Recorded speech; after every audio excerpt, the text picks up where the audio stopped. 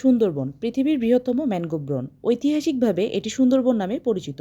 বাংলাদেশ ভারতের সীমানা বরাবর বঙ্গোপসাগরের কোল ঘেঁষে এই বন গড়ে উঠেছে। সুন্দরবনে আছে নানা ধরনের অসংখ্য প্রাণী, অগণিত ক্ষুদ্র ক্ষুদ্র কীটপতঙ্গ যেমন আছে, তেমনই আছে বৃহদাকার ডাঙার বাঘ আর জলের কুমির।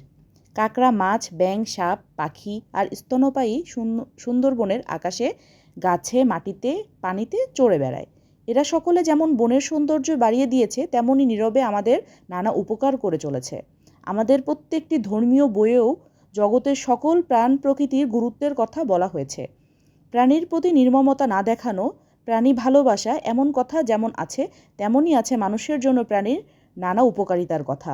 একটি বিল্ডিং তৈরিতে যেমন দালানের প্রতিটি ইটের অবদান থাকে, তেমনি প্রত্যেকটি প্রাণী সুন্দরবন পরিবেশ ব্যবস্থায় অবদান রেখে চলেছে। সুন্দরবন থেকে উপকার পেতে হলে এই সব প্রাণী আমাদের বাঁচিয়ে রাখতে হবে। তবে পরিতাপের বিষয় এই যে আমাদের কারণে সুন্দরবনের প্রাণীরা আজ নানা বিপদের মধ্যে পড়েছে। বিশেষ করে সুন্দরবনে বড় আকারের প্রাণী নানাভাবে ক্ষতিগ্রস্ত। অকারণে আমরা অনেক সময় নানা প্রাণী শিকার করি বা মেরে ফেলি। অনেকে অবৈধ উপায়ে সুন্দরবনের বাঘ, হরিণ শিকার করে। ফলে এদের সংখ্যা দ্রুত হ্রাস পাচ্ছে। সুন্দরবন বাঁচিয়ে রাখতে হলে এ সকল প্রাণী বাঁচাতে হবে। জুন, জুলাই ও আগস্ট মাসে পুরো সুন্দরবনে যে কোনো ধরনের সম্পদ আহরণ নিষিদ্ধ।